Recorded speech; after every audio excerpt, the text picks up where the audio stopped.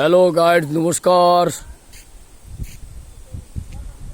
North Andaman Diglipur বাজারে, সুভাষগ্রাম বাজারে শ্রী শ্রী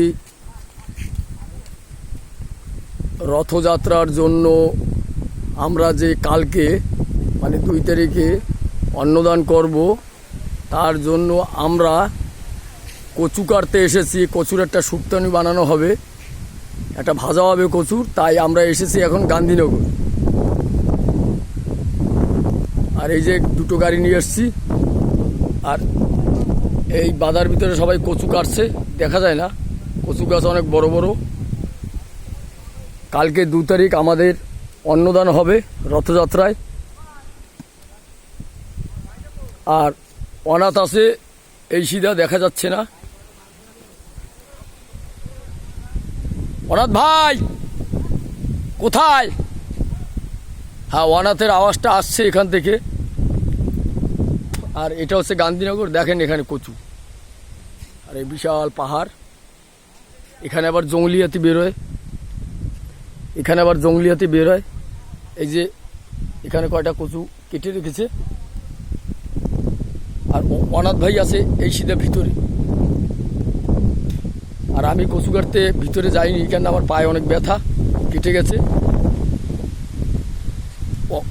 অনাথ আছে এই সিধা, এই শোরুমটার ভিতর থেকে উঁচু একটু দেখা যাচ্ছে। অনাথ একটু জাগা জাগা, হাত জাগা।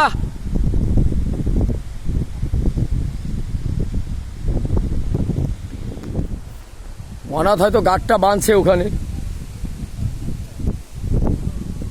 বিশাল কচু, অমায়িক কচু এখানে। সে কমসে কম যেখানে আমরা পূজা করব ওখান থেকে এখানে হবে কমপক্ষে প্রায় 21-22 কিলোমিটার। এত দূরে আমরা এসেছি কচু নেওয়ার জন্য। আর এই যে দুটো গাড়ি নিয়ে আসছি।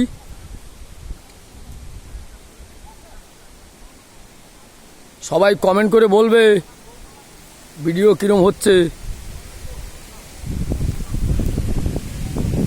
আর কচু দেখাচ্ছি, এখন কেটে নিয়ে আসছি কিছু। এখানে কচু বাগান ঝাপ।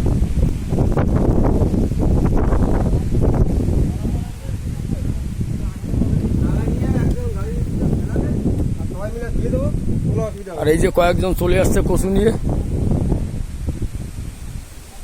আর এই দেখো কেটে নিয়ে এসছি কচু। এখানে কত কচু, এই যে এই যে কচু, সব কালা কচু, মিষ্টি অনেক, গাড়ির ভিতরে আছে। আর এই দেখো এই যে কচু কাটছে। সবাই কমেন্ট করে বলবে। এই দেখো সবাই কচু বাগানে কচু কাটছে।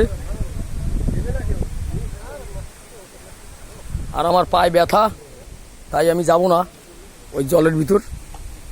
ওখানে আছে 1, 2, 3, 4, 5, 6 জন, 7 জন আছে। নীলান্দুকে দেখা যাচ্ছে না। আর অনাথ আছে ওই সামনে।